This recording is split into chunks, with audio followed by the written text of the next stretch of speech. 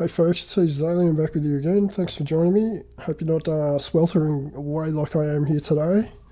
It's pretty warm here, so I wanted to put together this video, taking a bit of a deeper dive into Tranzistow that was having a look at in the last video I put out, and just get into a little more depth looking at the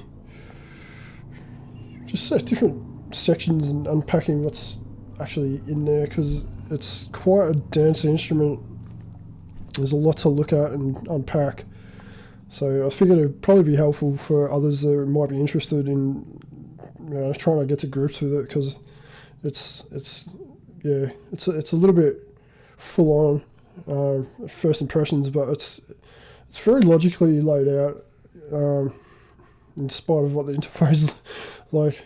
You might look at it and think, oh, it's just too much. It is a very crude kind of looking interface, but it's not, as far as I'm concerned. It's very functional and logical, and it serves its purpose. As far as software synths go, I think I'm more concerned about the sound of the output opposed to what it looks like on a screen. As long as it's all, easy to sort of decipher and get around with on the screen. And this is it's very logically laid out. It's a very dense instrument. There's so many parameters, and you're not going to get it all in a neat, tidy interface.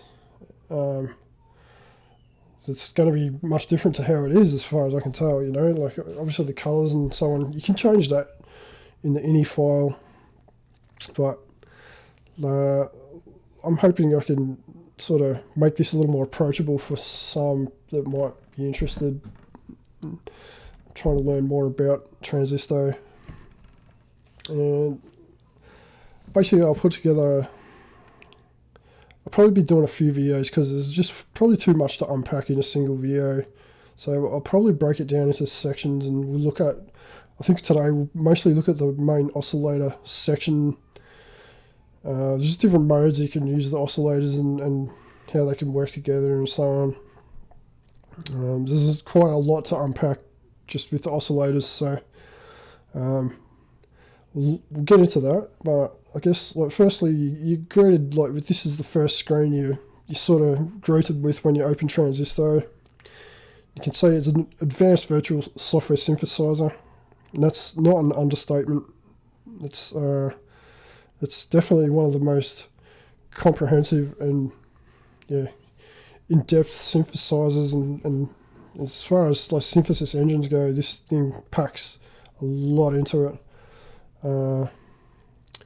So that said, there's quite a lot to learn, and there's a bit of a learning curve, especially when you first get into grips with it. So hopefully we can try and make that a little easier for people. So we'll just initialize the preset. So we've got this section down here on the bottom right on the first screen. It lets us basically browse and load and save presets. It just gives you the options you would expect when dealing with presets. So you can initialize it straight up, which we'll do here, and we don't want to save it. So first sounds we get, it's just a straight up sawtooth, and I won't go too far into the first page that you get, which is mostly to do with the effects section. You can see there's phases and delays, reverbs and all that. So we'll leave that for this moment, and we'll just look at this right hand side, and you get greeted with a few parameters here that just sort of deal with the overarching engine, so to speak. So you've got the main volume of the part, and Tranzistow can be multi-timbral with 8 parts. So if you right click on one of the parts at the top, you can see now that's gone to part 5, and if you right click, you can go back to part 1. So each of these, basically you can run as two parts under each tab. And I guess I'll like point that out with Tranzistow at this point. Like all the tabs along the top actually hold multiple tabs. So we're going to deal with the oscillators in this video in particular, but the tabs along the top, you can right click and left click with the mouse. If it's pretty sure, I'm not sure of Macs, but like, oh, I don't think it's actually available on Mac, come to think of it. It's just a PC instrument, so not to worry. You can left click and right click on these tabs to bring up different pages that will hold different parameters and options. And you'll notice if you left click on the tab, it'll turn purple. If you right click, it'll turn brown. And that's just to show which tab you're actually looking at. So just be aware of that. There's quite a lot there to get around and keep track of. So just bear that in mind. You're sort of dealing with, I think it's close to 6,000 parameters per patch, give or take. You don't need to use that many, obviously, but that's what we're typically dealing with. So that's why we have all these sort of multiple tabs. So today we're going to focus on the oscillator section and sound generating engines of Tranzistow. There's a lot to unpack, as I said, so I guess we'll just get straight into it. So we've got two tabs that you can see on the left at the top. There's os main and os augs, and that's referring to different sets of oscillators. So main oscillators is the first tab, and we have 4 oscillators under the main oscillators. There's 4 main oscillators, and then there's the auxiliary tab, which gives us another 4 auxiliary oscillators. Okay, so they work independently of each other. So you can use them all independently, and they serve different sorts of functions. Like, you can kind of get the most functions out of the main oscillators. That will give you the most flexibility as far as what you want to do. The auxiliary oscillators give you quite a lot of flexibility to work with as well. So on the first tab on the main page, down the bottom you can see there's this section that gives us a sort of visual of the different modules contained through Tranzistow throughout the engine, and gives us the mixer. And these are just like on and off buttons more or less, so you can access to engage whichever modules you want to use. So if we click the tab again for the next page, you get more options. You can see there's sample import options. If we right click, we get access to the Qfm, which is an advanced FM engine, which we'll get to as well. But again, just gives us more options with the modules. And then the auxiliary page is more or less just dealing with the auxiliary oscillators. So if you need to engage different modules for the instrument, whether it's the filters or the mixer or wave shaping and so on, there's a bit there. You would access all of these through the main oscillator tab. Beside that, down the bottom, we can select how the oscillators are going to function from these little menus at the bottom there. So the main oscillators give us, like I said, the biggest range of options. So we've got a whole bunch of selections there, and I'm not going to go through one by one because it would take me all day, but I'll just break it down. We've got the wavetable engine. It gives us a bunch of options in working with wavetables. You can choose from the sine wave and sawtooth sort of oscillators for basic VA usage and pulse waves. Then we have the super saw and hyper saw options, and sync oscillator options. With the main oscillators, you can also import samples. So to do that, you just need to click on the title of each oscillator up at the top. Whether it's number 1, 2, 3, or 4. That just brings up a sort of explorer, for bringing in whichever sample you would like to import.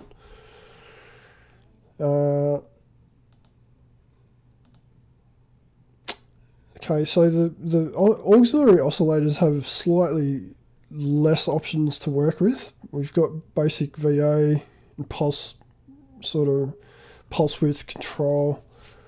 Again, we've got super saws and the hyper saw options, and then we have these formant selections which you don't get with the main oscillators. So that's useful for doing kind of formaty types of sounds, but generally the auxiliary oscillators will be your go-to for very kind of bread and butter virtual analog kinds of sounds, or probably super saws as well, because it's a little bit less demanding on the CPU. When you start using the hyper saw, you're getting into modes that will use more CPU.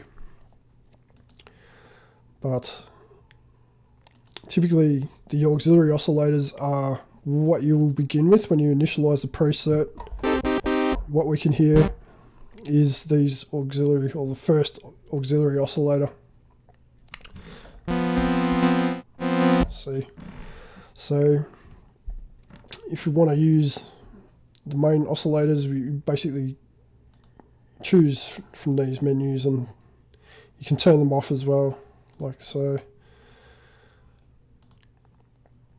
Now, we'll turn that off. We'll use the main oscillators and go through some of these different modes. So waves.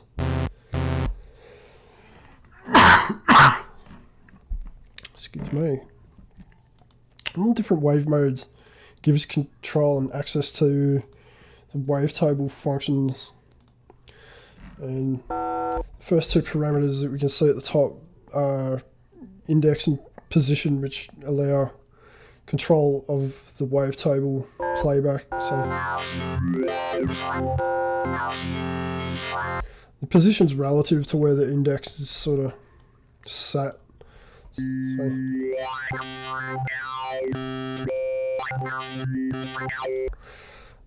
So that's pretty straightforward. Semitones is obviously just the general pitch of the oscillator. Detune is sort of fine-tuned between the semitones.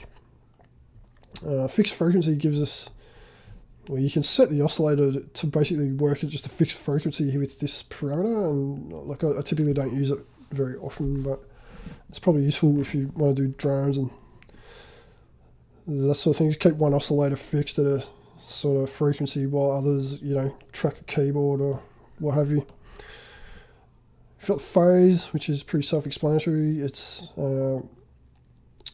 control of the phase where it starts through the waveform period. Pulse width, you get control over a lot of different waveforms. It's not strictly tied to pulse waves. So the right hand side of this tab over here, you can see there's another set of controls for each oscillator. And these are wave shaping controls. Allow us to further sort of, shape and transform the waveform. And utilizing these will, with the right settings, will allow us to engage with the pulse width control. So I guess I'll just demonstrate. We've got this set up sawtooth at the moment. If we increase wave sigma 2 all the way to -1, it becomes a square. So That'll allow us to engage the pulse width control.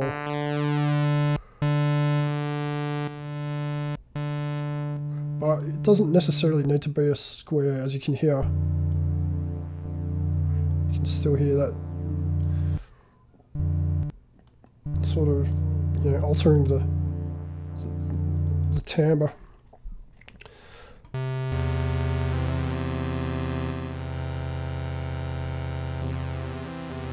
So there's a whole range of sounds you can get with that, and these wave shaping controls here, you can morph between different wave shapes and so on, which is really useful. Underneath we have Oscillator Sync, and each of these oscillators has their own internal oscillator for sync. So this basically determines the frequency of that internal sync oscillator. And then the semitonal give us that classic kind of sync timbre, you know, the screamy sound that you get when you employ like a hard sync, you know. But you're not tied to using the internal sync oscillators either. Like with each of these, you can go to the next tab, and the sync master parameter here, you can choose from any of the oscillators, auxiliary oscillators or operators in which you would like to sync to. So there's a lot of flexibility there as far as sync goes, and that's one of the strengths of this instrument actually, is just the flexibility and just the open-endedness of it all. Like it gives you just so many provisions to like basically create patch how you would like, and nearly every parameter is modulatable by almost every other parameter, you know. To some extent, it's, you know, there are limits, but it's very open-ended, and it's a very much a modular kind of approach. You know, it's not modular in the sense you can't put modules in and out. What's there is there and self-contained, but you can engage whichever modules you'd like to use in there, and then the flow of the signals and modulation is very modular. So it just leads to a lot of flexibility, and yeah, it's very powerful. So moving on from the sync, we have just tracking controls. You know, you can control how the oscillator will track over the key range. The center parameter here gives you control over the sample. If you import a sample, for instance, let's find a sample. Sorry, I should have done this earlier. We'll go for just some sort of vocal, and turn up the sample level. So we can drop the oscillator level down, and it's not going to affect the sample, as you can hear. They're independent, so you can load a sample into this oscillator, and that's going to work on top of the actual oscillator engine itself. So they're independent, even though they're tied to the same oscillator. So the sample center basically controls where the center frequency or the original pitch of the sample is going to be on the keyboard. So I typically just leave it centered 60. So I think it's C3 or whatever, but X fade. So I'm not quite sure what X fade is at the moment. If I overlook something or explain something that's wrong, and someone who knows someone who can help out is watching, do drop us a line in the comments and let us know. So that'll be super helpful.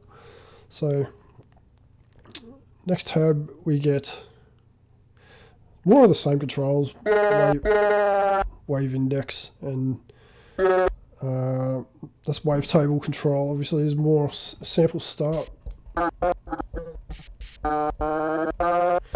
Then we've got transpose. Sync, I went through that before, and now these parameters are dealing with supersaws. So supersaw mode, well, there's several modes, and hypersaw modes deal with these parameters. So I'll turn these, turn that back up, and we'll turn the sample off or down. So now we're dealing with this supersaw mode. We can try and stack some saws with this up to 16, and then there's detune between them.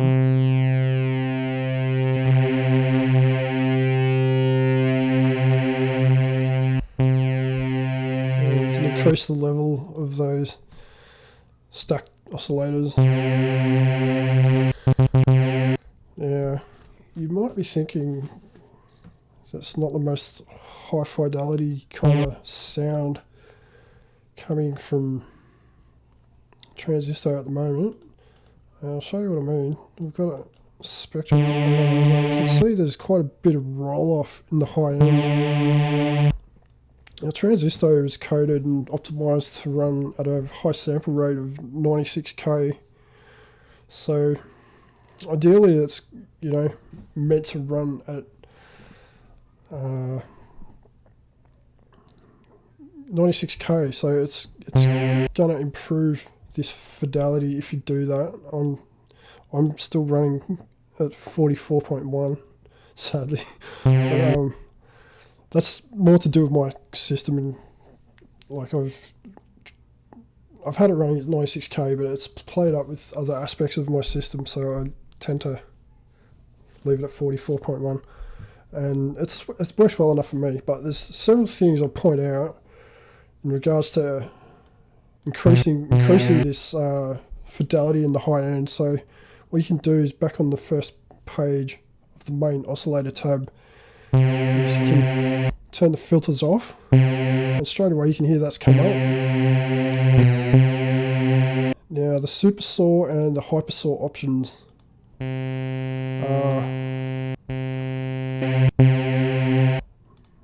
both ideal if you're needing that extra bit of high-end fidelity. You know, like most of the time I don't consider worrying about it.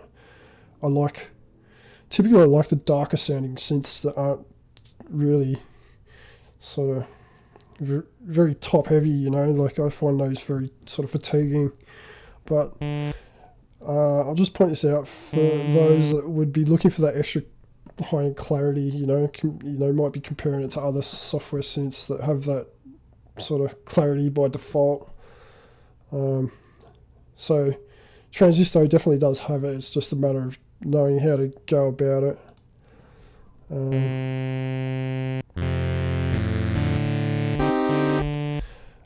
So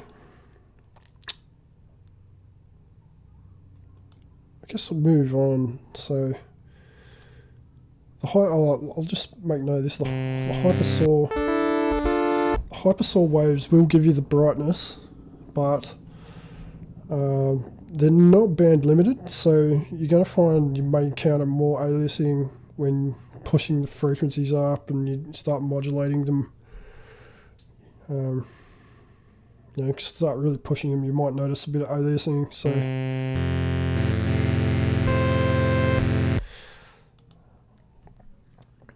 supersaws I find is a good option if you're really kind of wanting to just get that high end. You can still use wavetables. Whoops.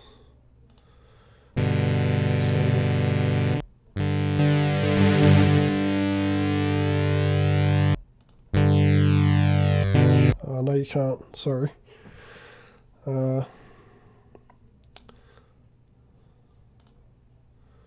Hyperwave.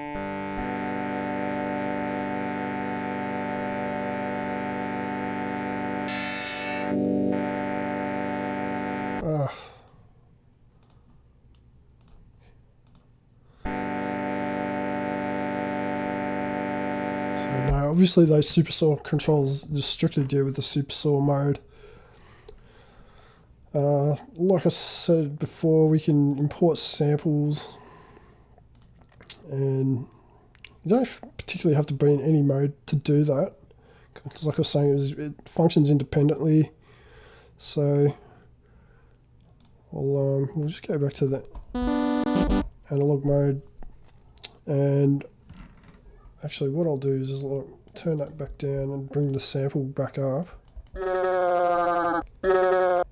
And if we right click the OS main tab at the top, we get access to these granular parameters over here under the wave shaping section again. So if we engage this grain static option at the bottom, we can now employ these different grain and granular synthesis parameters.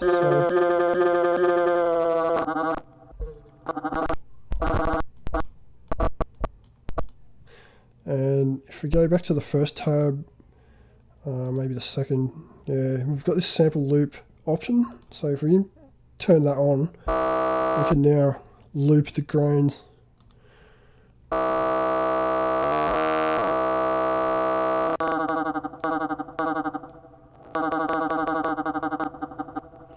Like so. So you've got all your typical kind of culprits that you get with granular synthesis, like density. Grain function refers to the window shape of the grains.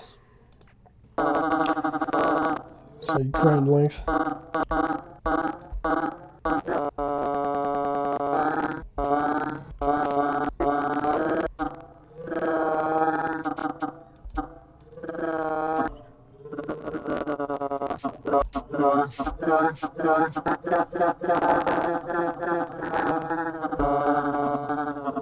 So we start creating those clouds, and obviously there's a lot there to explore with granular, so I won't go too far into that, but as you can see, it's, you know, obviously powerful. Now, yeah, we don't get any of the sample playback options with the auxiliary oscillators. So these are basically what you would use for more basic kind of synthesis and, you know, it's sort of subtractive stuff, you know.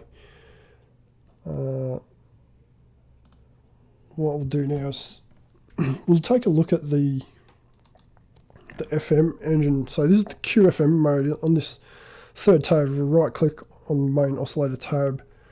You can see down the bottom we have access to these Qfm and algorithm options, and what these are different modes and algorithms for FM synthesis. So you can see we can work in different configurations of 4 operator and 8 operator. It's basically broken into 2 4 operator sections. But it's not strictly it's not strict with these options, you know. These are just there to sort of start with. They're just good sort of options to work from. So you can go 8 operator, and then the algorithms are over on this side. You can see basically all the different kinds of operator routings that you would get, and these are basically options you would find, you know, predominantly with the Yamaha FM DX synthesizers and so on, just the, you know, Yamaha FM. So heaps there, and that's just a starting point, you know. Like if you just select one of these, you can now go, if you hold shift and click the oscillator tab, you get into the FM Qfm sort of page, you know, like the 2 tabs now. You can see a Qfm 1 and 2, and this gives us all the controls for each of these 8 operators. So you can see down the bottom is where the routings are configured. So each of those algorithms will bring up, basically sort of automatically set these routings up. So it's, yeah, not a problem to override or change the routings and configure your own kinds of FM sort of algorithms and so on. So 8 operator FM's pretty extensive, you know, like there's not that many plugins that I'm aware of that actually do go as far as the 8 operator implementation. So this is just, yeah, very, very powerful. The fact you can just freely route not only the 8 operators to one another, but you can, you've basically got 2 FM inputs per operator. If you've noticed, you've got FM level input 1 and 2. But you've got not just the 8 operators to choose from, you can choose from any of the oscillators and yeah, auxiliary oscillators, any of the modules throughout the whole synthesizer, more or less, you can take the signal from, you know, and use as an FM source. So that's like extremely powerful.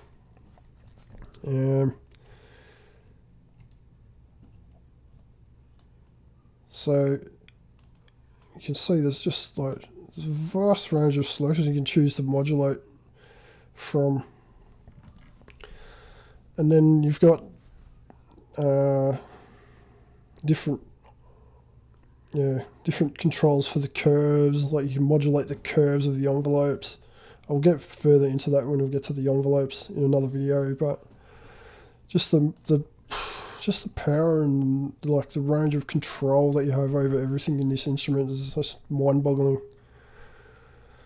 So I've nearly wrapped everything up. I guess there's I didn't really look at the rotors, which there's oscillator modes called Rotors, which are pretty unique. I think they're actually taken from the Solaris, which was the John Bowen synthesizer. It's sort of, this was largely inspired by. But these options that you can see have numbers 1, 2, 3, 4 beside them.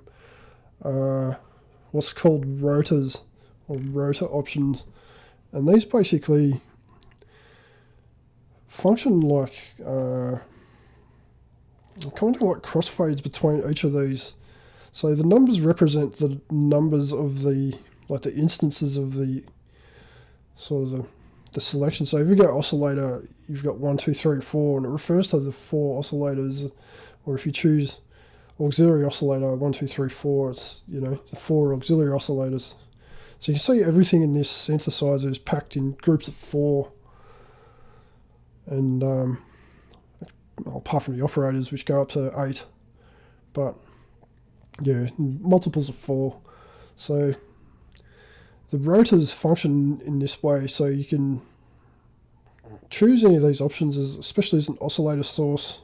For instance, on this main oscillator now, we're taking the audio output of this is going to be this rotor mode coming from the auxiliary oscillators, which I'll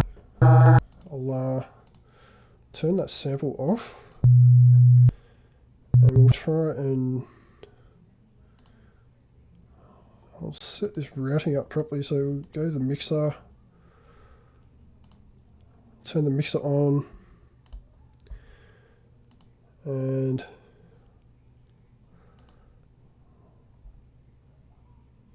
should be OS1.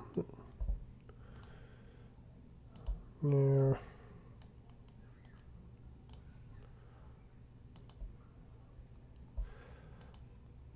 if we turn the auxiliary oscillators on, we should have some sound. Yeah, so we've now got this rotor mode, which means it's going to phase shift between these 4 auxiliary oscillators. So if we just sort of arbitrarily set a few different frequencies, turn the levels up,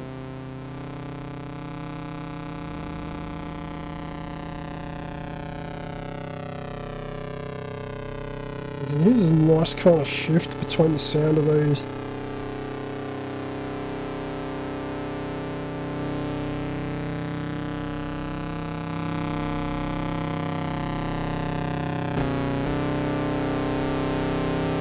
And it's not like a straight up mix. what I'll do is actually show also the filter, and most of those parameters are actually they're sort of limited on the display, but then they actually go higher than what they show. By holding the Alt key, you can actually go higher, and the display will turn red, which means it's beyond the range of what's shown on the screen. But you can take that cutoff frequency right up to 24K, so you'll get that extra brightness, like I was saying earlier. But if we turn that filter off,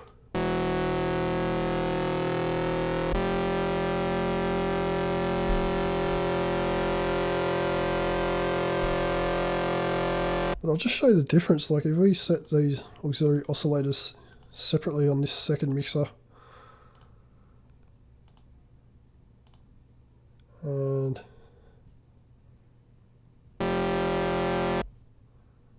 just turn the amp up for that.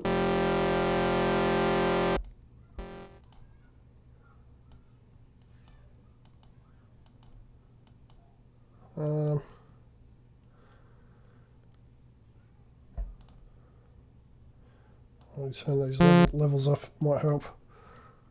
So you can hear the difference.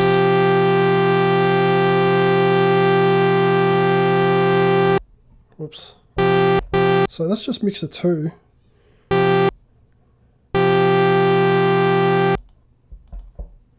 And now if we turn this one back up again, can you just hear the difference?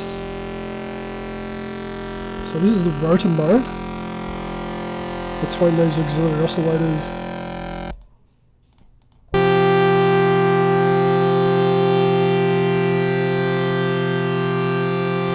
And that's just a straight mix of the oscillators. So you can hear that rotor mode actually sounds quite nice.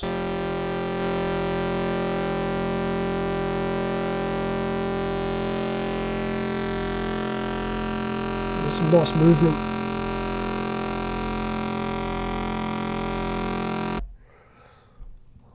So I think that's probably most of what I can coax from the oscillators. Obviously there's more there to explore, but that's the bulk of what's there to unpack, and should get people well on their way to exploring these oscillators and sound generators. So I'm going to wrap this up. If you've got comments, queries, or helpful suggestions and all that good stuff, do drop us a line in the comments. And yeah, cheers for watching. I'll see you in another video, probably next covering the mixer and the overall routing architecture of Tranzistow. So yeah, I'll see you in the next video. Cheers.